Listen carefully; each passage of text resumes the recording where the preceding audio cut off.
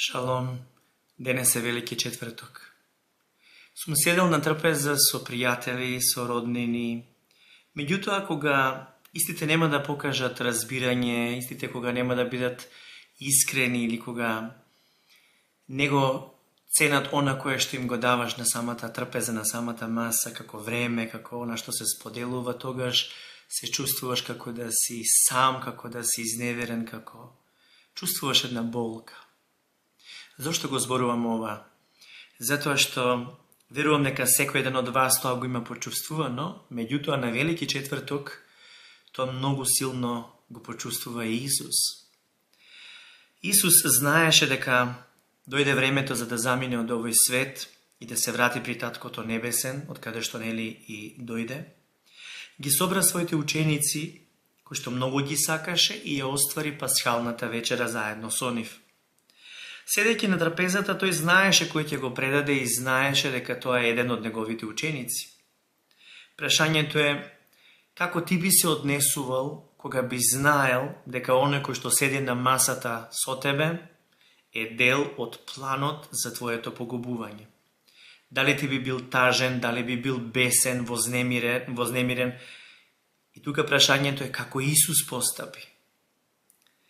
Исус е Словото кое што стана тело и тој знаеше се што требаше да знае, меѓутоа тој се покори на Божјата волја, за кое што и дојде на овој свет, нели? Тој е пасхалното јагне, односно жртва помирница за нашите гревови, преку кого по милост на Бога со вера ние примаме спасение и вечен живот. Исус, знаејќи дека Таткото Небесен му предал се во неговите раце и дека од Бога излегува и дека кај при Бога одново се враќа, стана од вечерата, ја соблече наметката и се препаша со крпа. Потоа тој налеа вода во леген и започна да им ги мие стапалата на учениците, да им ги брише со крпата со која што беше препашан. И знаејќи за оној кој што ќе го предаде и за сето оно кое што го чека, кое што го чувствуваше и го знаеше, го зборуваше, го најавуваше, наместо да се разлути или пак да се расправа за тие нечисти намери на неговиот предавник, наместо да го критикува неговиот предавник, Јуда, Исус започна да зборува преку своите постапки.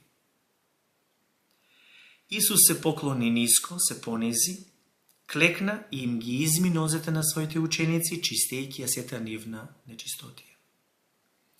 Да клекнеш долу е поза која што оддаваш почит кон некого кој што е поголем од тебе. Тоа може да е крал. Тоа всушност може да е Бог, односно треба да е Бог. Сега Исус сепак кој што е Бог во тело покажа понизност. Апостолот Павле во писмото до Филипјаните вели: не гледајте си ги само собствените интереси, туку грижете се и за потребите на другите, размислувајте онака како што размислуваше Исус Христос. Тој, иако по својата природа е Бог, не ја искористи својата еднаквост со Бог за да приграби нешто за себе. Напротив, се откажа од тоа и стана слуга, се роди во човечко тело и живееше како човек. Како човек тој се понижи, остана покорен и по цена на својот живот и понизно умре распнат на крст. Затоа Бог го воздигне и му даде име поголемо од секое друго име. Пред тоа име, пред Исус, сите суштества на колена ќе клекнат, небесните, земните и оние под земјата, сите отворено ќе признаат дека Исус Христос е Господ. Тоа ќе му донесе слава на Бог Таткото. Филипјаните 2 глава, 4 до 11 стих. Да, Исус е Господ како што слушнавме, а сепак тој се понизи и стана слуга во човечко тело, исполнувајќи ја Божјата волја за секој ден од нас, со послушност до смрт на крст. Во Евангелие по Јован 13 глава, 12 до 17 стих вели вака: откако им ги изми стапалата и ја облече наметката, Исус повторно седна и им рече: сваќате ли што направив за вас? Ме нарекувате учител и Господ и со право така велите, зашто јас навистина сум тоа. Кога јас, вашиот Господ и учител, ви ги измив стапалата, тогаш и вие треба да си ги миете стапалата еден на друг. Јас ви дадов пример за да постапувате и вие како што јас постапив со вас. Ве уверувам дека слугата не е поголем од господарот, ниту пратеникот од оној што го испратил. Штом ги знаете овие работи, благословени ќе бидете ако ги извршувате. Амин. Исус демонстрираше пример за служење и оние кои што треба да водат души при Христос, треба да бидат слуги кои што во понизност ја отстрануваат нечистотијата од овие луѓе од нивните нозе и тоа го прават преку Словото Божје. Исус, кој што е Божиот Син во вечноста, тој се откажа од своите привилегии со Бога и стана тело, се отелотвори, за да може да ни служи дури и до смрт. Тој сака ние да го видиме Божиото срце, да љубиме и да ни биде послужено, а со неговата љубов и ние да си служиме меѓусебно. Во Евангелие по Лука 22 глава вели вака: кога дојде времето, Исус седна на трапезата со своите апостоли и им рече: имав голема желба да ја јадам со оваа празнична вечера пред да почнат моите страдања. Зашто еве ви кажувам дека повеќе нема да ја прославувам пасхалната вечера, се додека во целост не се исполни низиното значење во Божието царство. Потоа Исус ја крена чашата, му заблагодари на Бог и им рече на своите апостоли: земете го ова вино и поделете го меѓу себе. А еве ви кажувам дека по ова, јас повеќе нема да пијам вино се додека не се воспостави Божието царство. Потоа зеде леп, му заблагодари на Бог, го раскрши на парчиња и им го раздели, велејќи им: ова го представува моето тело кое се дава за вас, правете го ова како спомен на мене. Исто така по вечерата им ја подаде чашата и им рече: оваа чаша со вино го представува Божиот нов завет, што ќе биде заверен со мојата крв која се пролива за вас. Амин. Исус не сака да заборавиме дека неговата желба беше да ја сподели својата љубов и својот живот за нас. Тој зеде две нешта што ќе ги најдете на секоја еврејска трпеза, а тоа е леп и вино. И ги искористи за да не подсети на неговиот живот како слуга, како учител, како спасител, избавител и наш пријател. Исус зеде леп, заблагодари на Бога, го раскрши на парчиња и рече: земете и јадете, ова е моето тело кое се дава за вас. Ова истакнува две работи. Прво, дека телото Исусово е скршено за нас, и второ, дека сите ние сме од едно тело, еден леп, од едно тесто. Исус предходно беше објавил дека тој е животодавниот леп и затоа читам од Евангелие по Јован 6 глава, вели: јас сум животодавниот леп кој слезе од небото, кој се храни од овој леп ќе живее вечно. А лебот што јас ќе го дадам за животот на светот е моето тело. Исус пак им рече: ве уверувам дека доколку не се храните од телото на Синот човечки и не се напојувате од неговата крв, ќе немате живот во себе. Оно што се храни од моето тело и се напојува од мојата крв има вечен живот и на крајот јас ќе го воскреснам. Моето тело е вистинска храна и мојата крв е вистинска напивка. Кој се храни од моето тело и се напојува од мојата крв, живее во мене и јас во него. Амин. Исусовото тело се скрши за нас, а на неговото тело знаеме дека тој ги зеде сите наши болести и слабости и дека преку неговите рани ние се исцеливме. Во секој дом и на секоја маса има по еден мал леп, круг леп, месен ли е, купечки ли е, независно. Но она кое што сакам да кажам е дека на секоја христијанска трпеза треба да се јаде Господова спомен вечера, кое што символизира дека ние христијаните сме во меѓусебно единство, меѓутоа исто така и дека сме едно со Христос. Ние сме повикани да сме органи во едно тело, во неговото тело, чие што глава е Христос. А тоа негово тело се вика црква. Додека јадеме од Господовата спомен вечера, ние всушност се сеќаваме дека Исус е живиот леп, не повикува да учествуваме во неговиот живот, се подсетуваме исто така на неговата смрт, на она што тој го направи за нас. Пасхата беше само прототип на Господовата спомен вечера, односно јагнето што се колело на Пасха било предслика на Божиото јагне Исус Христос, кое што се жртвуваше за нас. Господовата спомен вечера и Пасхата се подсетување за Божиото избавување на оние што му се верни и послушни на Бога. И едната и другата вечера се за Божиот народ, Пасхата за Израел, а Господовата спомен вечера за Христовата црква, односно за христијаните. Но има разлики.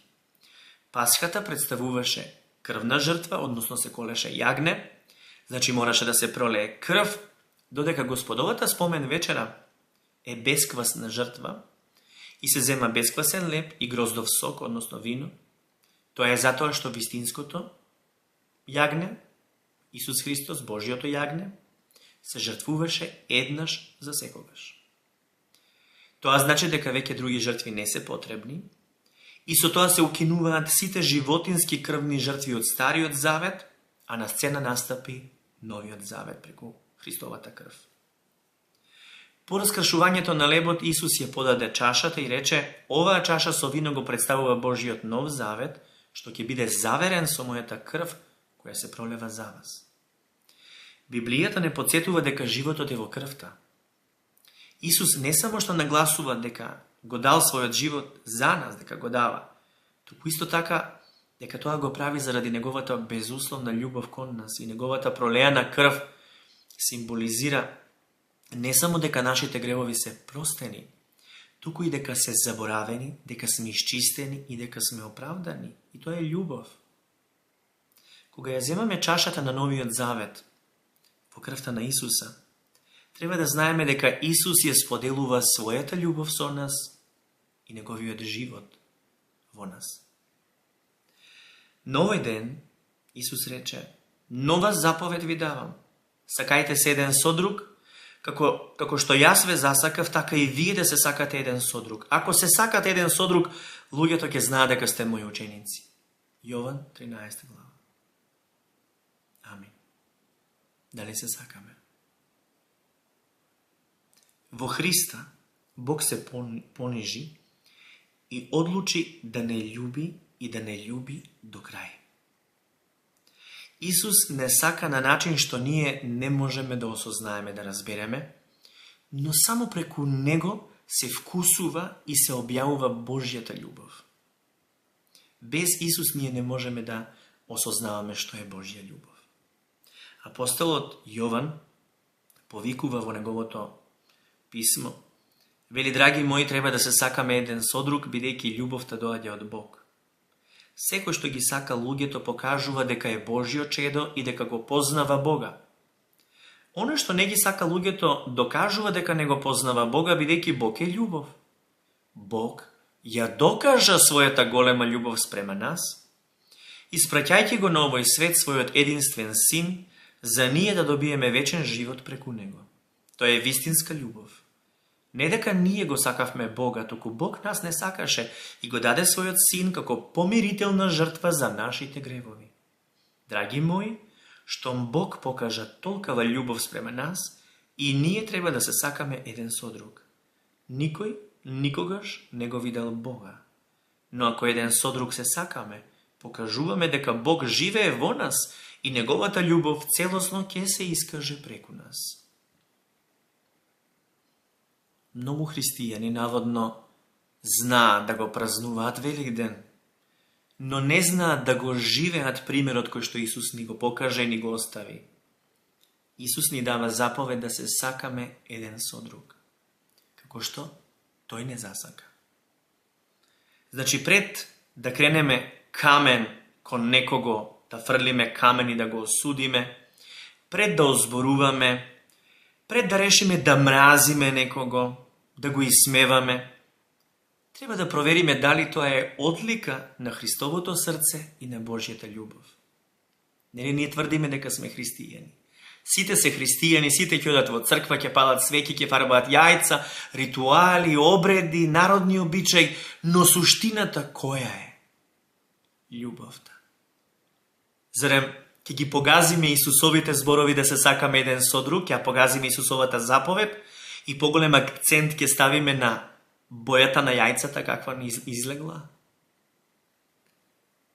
По љубовта вели дека ќе не позна дека сме негови. Не по тоа дали сме православни, дали сме католици или протестанти. По љубовта, неговата љубов. По љубовта и ние навистина треба да се потрудиме да не познаат луѓето дека навистина го следиме Исуса Христа и дека веруваме во Него, дека тој е наш Господ и Спасител. Не со тоа што тоа ќе го кажуваме низ нашата уста, ќе се крстиме по неколку пати, ќе вршиме црковни ритуали и обреди и така натаму, туку по љубовта. Затоа вечерва, на Велики четврток, ви се објавувам со оваа порака да се љубиме еден со друг, да се подсетиме дека Исус оваа вечер е предаден, изнесен пред суд и потоа, утре, веќе на Велики петок, распнат.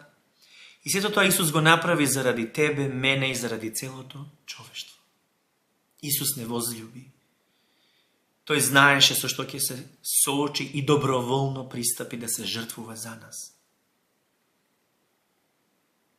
Тој пример, кој што Исус ни го покажа, е пример за една совршена љубов. Само таа љубов може да го изгони стравот од нашите срца и да не се плашиме, да се прегрнуваме, да споделуваме и љубов, и време, и се што имаме, што Бог ни дал. Да бидеме луѓе по Божји урнек. Затоа што Христос дојде ја изврши Божјата волја за од нас, грешниците, да направи нов народ, нова раса, Божји деца. И сите кои што веруваат во Него, стануваат Божји деца не по заслуга, туку по милост на Бога. Јас ви посакувам да имате благословена вечер во присуството на Бога. Вие кои што сте членови на Христијанска црква Блага Вест во Македонија, да пристапите вечерва и да земете Господова спомен вечера со благодарност кон Бога за сето она што Христос го претрпе и го изврши за нас. Шалом, Божји благослов.